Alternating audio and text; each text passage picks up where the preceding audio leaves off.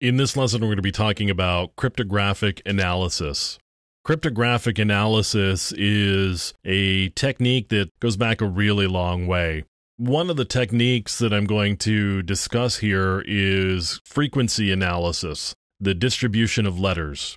What you would do is take a large amount of text and you would figure out what letters were used the most. And as it turns out, that's been done.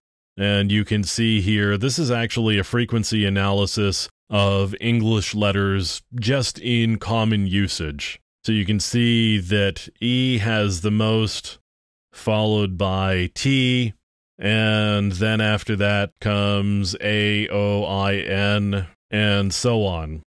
And J and X have the absolute least amount of use along with Q. So those are letters that you're not going to see very often. Letters that you're going to see a lot, E-T-A-O-I-N. So E-T-A-O-I-N, and then after that comes these letters. So what I've got here is a backward cipher up above. I can do a little encryption here. Now, I've just typed a little phrase there that's encrypted using the cipher that's up above. You can, of course, do the reverse since you've got the key, but you can see there that I've got the letter V that shows up 3 times. And using this frequency analysis, you may come to the conclusion that that's possibly an E. So if I suggest that that's an E, what I could do is this.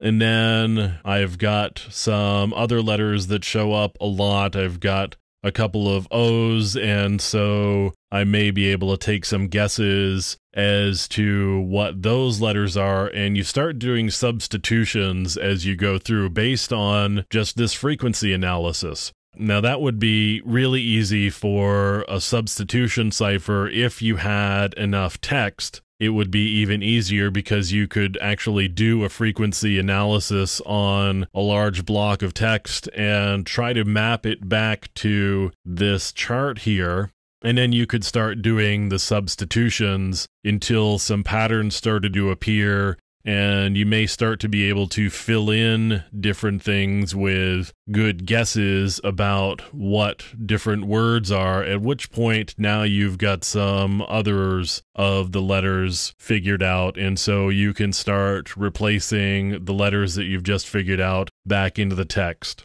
It's a fairly time-consuming process. And for some ciphers, this sort of technique works. For other ciphers, like modern ciphers, this is not something that you're probably going to use just like this, although frequency analysis is definitely a part of the cryptographic process because we understand that these letters get used a lot, and so at some point some patterns may start to appear as you start digging through cryptographic analysis in ciphertext.